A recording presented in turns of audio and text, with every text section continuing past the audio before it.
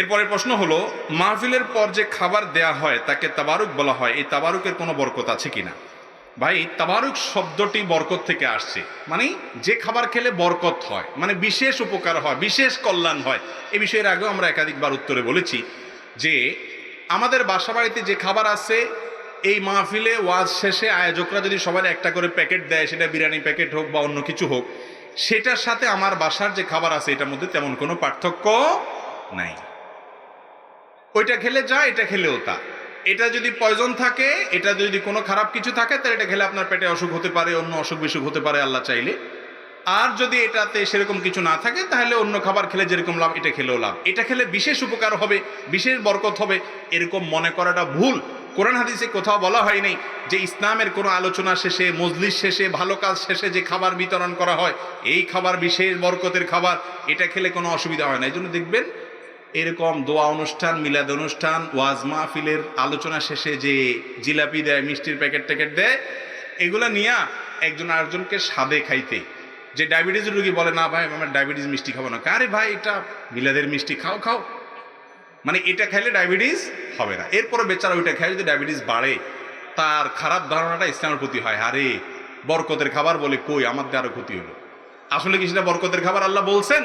তাহলে ইসলামের নামে এই বানোয়াট কথা আমরা বলবো না। আপনার মনে চাইলে আপনি খান, মনে চাইলে আপনি না খান, এই খাবারে বিশেষ বরকত আছে মনে করা যাবে না। আমাদের অন্যান্য ধর্মাবলম্বী ভাইয়েরা, তারা অনেক সময় মনে করেন যে কোনো প্রতিমার সামনে কোনো খাবার রাখলে সেটাতে বরকত হয়, সেটাকে তারা খায়, বন্টন করে, এটা তাদের ব্যাপার। কিন্তু ইসলাম এরকম কোনো কথা করতে বলে নাই। অন্য খাবার সমান এটা, অর্থাৎ নাম তবারক দিবেন না, বা একটু হাদিয়া আছে আপনাদের জন্য নিয়ে যান। কথা কি বুঝাতে পারছি? জি জি ভাই, এরপরে যে প্রশ্নটি আছে, অনেক প্রশ্ন আছে, এখন কতগুলো উত্তর দেবো, যারা আগে দিয়েছে সেগুলোকে অগ্রাধিকার দিচ্ছি আর কি। পুরুষদের লাল পোশাক পরিধান করে নামাজ পড়া জায়েজ আছে কিনা? এর উত্তর হলো যে মহিলাদেরকে আল্লাহ রাব্বুল আলামিন যেই কোনো কালারের পোশাক পরার সুযোগ দিয়েছে। সিল্কের পোশাক, ফুল 100% সিল্ক পড়তে চায় মহিলারা, পড়তে পারে। যে কোনো কালারের পোশাক পড়তে চায়, পড়তে পারে। আর পুরুষদেরকে আল্লাহ বলছেন না, সিল্কের পোশাক পুরুষরা পড়তে পারবে না। বিশেষ করে সিল্কের পরিমাণ বেশি থাকলে পোশাকে, এটা পরা যাবে না। আজকাল বাজারে যেগুলো সিল্কের পাওয়া যাবে, এগুলো 2 নম্বর, নামকে হচ্ছে সিল্ক, এগুলো পড়তে পারেন।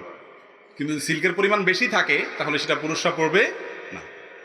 আর পুরুষদের জন্য সাদা পোশাক পরাটা অধিকতর উত্তম এবং মুস্তাহাব, এই ব্যাপারে কোনো ইখতিলাফ নেই ওলামাদের মধ্যে। নবী করিম সাল্লাল্লাহু আলাইহি ওয়াসাল্লাম বিভিন্ন হাদিসের ফজিলত আসছে।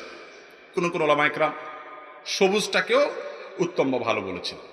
এছাড়া পুরুষরা অন্যান্য কালার পড়তে পারলেও লাল, একেবারে পিওর লাল কেটা যেটা, বা গাঢ় লাল যেটা, বা হলুদ যেটা লালের দিকে চলে যায় বেশি, এই লাল পোশাক পিওর লাল হলে, লালের সাথে অন্যটা মিশ্রিত হলে অসুবিধা নেই। শুধু পিওর লাল যদি হয়, এটা পুরুষদের জন্য পরাটা মাকরুহ, অপছন্দনীয়, পরাটা ভালো না। কিন্তু পড়লে এটা যে হারাম হয়ে গেছে, ব্যাপারটা সেরকম না। অতএব ওই পোশাক পরে নামাজ পড়লে নামাজ হয়ে যাবে, কিন্তু একেবারে শুধু পিওর টকটকা লাল এরকম পোশাক পুরুষরা অ্যাভয়েড করবে। দেখেন, মহিলাদেরকে বলে ইসলাম অধিকার দেয় না, বলেন। মহিলাদেরকে বলছে যেই কোনো কালার মনে চায় পরো, যত মনে চায় সাজো। আর পুরুষরা বলছে এটা পারবা, এটা পারবা না। এই জায়গায় মহিলাদেরকে বেশি দিছে না কম দিছে ইসলাম?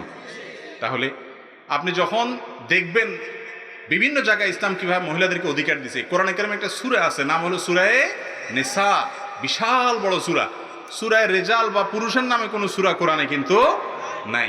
হাদিসে আসছে, 2 জন মেয়ে যদি কেউ লালন পালন করে সঠিকভাবে, এই ব্যক্তিকে আল্লাহ তাআলা জান্নাত দিবেন। নবী সাল্লাল্লাহু আলাইহি ওয়াসাল্লাম তার জান্নাতের গ্যারান্টি দিয়েছেন। অথচ 2 ডজন বা হাফ ডজন ছেলে সন্তান জন্ম দিয়ে লালন পালন করলেও তারে জান্নাতের বারান্দা পর্যন্ত যাওয়ার সুযোগ দিবে, এরকম কোনো কথাও হাদিসে আসে নাই। এরপরে বলে মহিলাদেরকে ইসলাম অধিকার দেয় না, বঞ্চিত করছে। পুরুষকে বলছে তুমি নিজের খরচ দিবা, তোমার বাপের খরচ দিবা, শ্বশুর বাড়ি যেতে মিষ্টি কিনবা, বাপের বাড়ি যেতে ফল ফ্রুট কিনবা, ছেলে মেয়েরটা দিবা, সবাইটা খরচ দিবা, তুমি পাইবা 2 টাকা। আর মেয়েকে বলছে তুমি তোমার নিজের শ্বশুর বাড়ি যাইতেও তোমার স্বামী কিনবে, তুমি দাঁড়ায় থাকবা শুধু হনহনায়া। আর তোমার বাপের বাড়ি যাইতেও মিষ্টি কিনা লাগে, শুধু অর্ডার দিবা স্বামীরে, এটা কিনো, এটা কিনো, রসগোল্লা কিনো, ছানা কিনো, এগুলো বলবা। মাগার তোমার কি করতে হবে না কিচ্ছু, টাকা দিবে তোমার স্বামী, সে বুঝবে কোত্থেকে কামাই করবে, তোমার কিছু কেনা লাগবে না, তুমি দেখাই দিবা শুধু। আর অন্যদের খরচ তো পরের কথা, তোমার নিজের খরচও তোমার উপরে নাই। যখন বাপের সংসারে থাকবা, বাপ খাওয়াইতে হবে, বিয়ের পরে স্বামী খাওয়াইতে হবে, স্বামী মরে গেলে ছেলে খাওয়াইতে হবে, কেউ না কেউ খাওয়াইতে হবে। তুমি পুরা রিল্যাক্স, তোমাকে 1 টাকা দিলাম। আর ছেলেকে সব দায় দায়িত্ব দিয়ে 2 টাকা দিছে, কাকে বেশি দেওয়া হয়েছে? মেয়েকে না ছেলেকে? আপনি আপনার ছেলে একজনকে 10 টাকা দিয়ে বলছেন 10 টাকা দিছি, 10 টাকার এটা এটা আইনা মোট বাজার নিয়ে আসবি। আরেকজনকে 5 টাকা দিয়ে বলছেন এই 5 টাকা দিলাম তোমাকে, তুমি কিছু কিনা খাও, কিছু আনতে হবে না। কারে বেশি দেওয়া হয়েছে? 5 টাকাওয়ালা বেশি পাইছে না? এরপরে বলে বলে মহিলাদেরকে ইসলাম দেয় নাই। আরে আজকে যারা লম্বা লম্বা কথা বলে নারীবাদের নামে, নারী অধিকারের নামে, এরা কি জানে না যখন নারী হিসেবে জন্মগ্রহণ করা পৃথিবীতে অপরাধ ছিল? আজকে তো লম্বা লম্বা কথা বলা মানুষ বহুত আছে। নিজের বাপ যখন নিজের কন্যা সন্তানকে জীবন্ত কবরস্থ করত, সেই অসভ্য সমাজ ব্যবস্থাকে ভেঙে চুরমার করে নারী জন্ম দেওয়ার কারণে, নারীকে সঠিকভাবে লালন পালন, মেয়েকে সঠিকভাবে লালন পালনের কারণে জান্নাতের গ্যারান্টি দিয়ে নবী করিম সাল্লাল্লাহু আলাইহি সাল্লাম মেয়েদের মর্যাদা দিয়েছেন, হাজারো মর্যাদার বর্ণনা করেছেন, এবং তিনি বলেছেন আমি মেয়েদেরকে ভালোবাসি ছেলেদের তুলনায় বেশি। ইসলাম কোথায় তুলেছে নারীকে? সেখানে কিছু সুবিধাবাদী মানুষ অথবা কিছু বিভ্রান্ত মানুষ আমাদের মা বোনদেরকে ভুল বুঝায়, আমাদেরকে ভুল বুঝায়।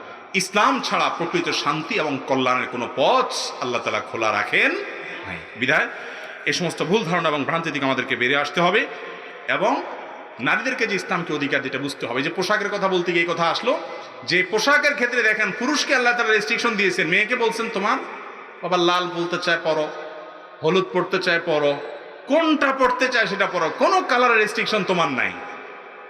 তাদেরকে আল্লাহ তাআলা তুলনামূলকভাবে বেশি এই ক্ষেত্রে ছাড় দিয়েছেন না, দেন নাই? কারণ এটা তাদের দরকার আছে। মহিলারা একটু সাজুগুজু প্রবণ, একটু সাজুগুজু প্রবণ, সাজগোজ করতে পছন্দ করে। পুরুষে আল্লাহ তাআলা বলছে তুই একটা কাজকাম করবি, পড়ালেখা করবি, তোর অনেক কাজকাম আছে বাইরে, ব্যবসা বাণিজ্য করবি, ধান্দা করবি, এই সমস্ত সাজগোজ নিয়ে পড়ে থাকলে হবে কেমনি? তাহলে আল্লাহ তাআলা যার জন্য যেটা দরকার তাকে সেটা দিয়েছেন। কারোর প্রতি জুলুম আল্লাহ তাআলা করেন